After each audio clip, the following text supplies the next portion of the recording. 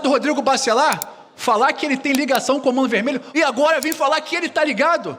Não faz menor sentido. O combate ao crime organizado, que ceifa vidas, deve ser uma das prioridades do Parlamento, particularmente no Rio de Janeiro.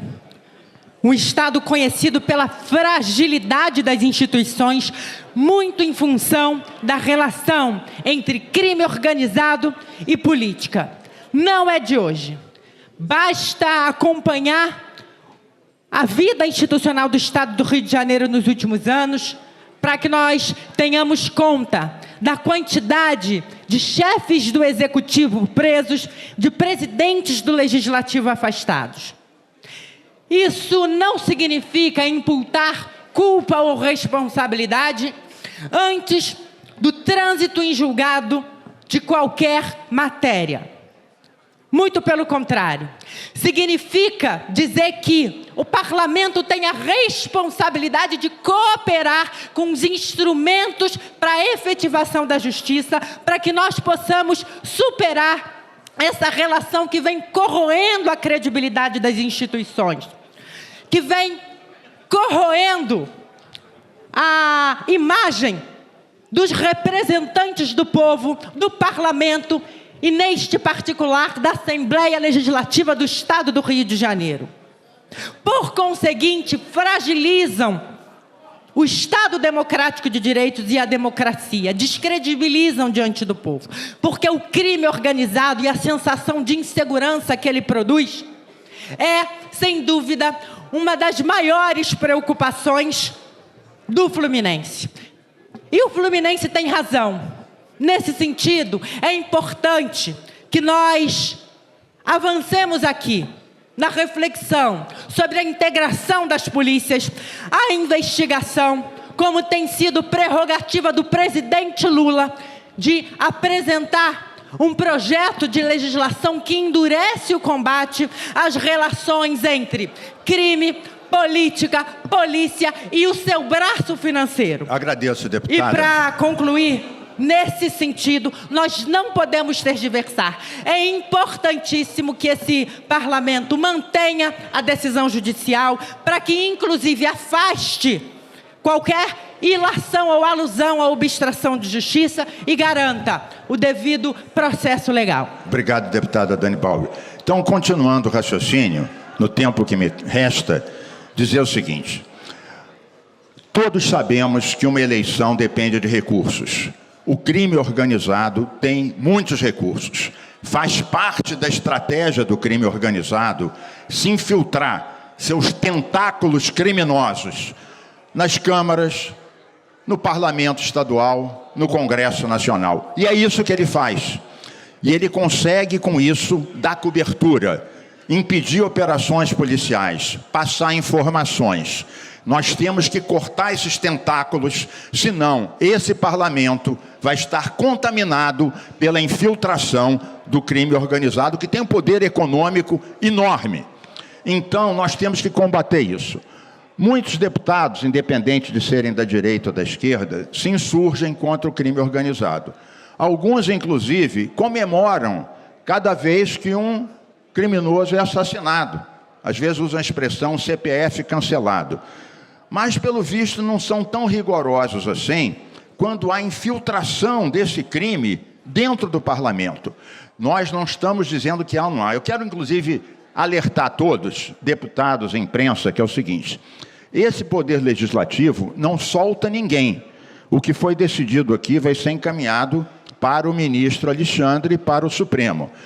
O ministro Alexandre e o Supremo, em relação à soltura, caso foi essa a decisão, tem mesmo que soltar. Mas nesse mesmo ato, pode determinar várias medidas cautelares diferentes da prisão. Por exemplo, afastar do exercício da presidência, usar tornozeleira, passaporte apreendido. Essas medidas são diferentes da prisão e são aquelas que o Supremo pode tomar independente desse Parlamento. Deixar isso muito claro para todos.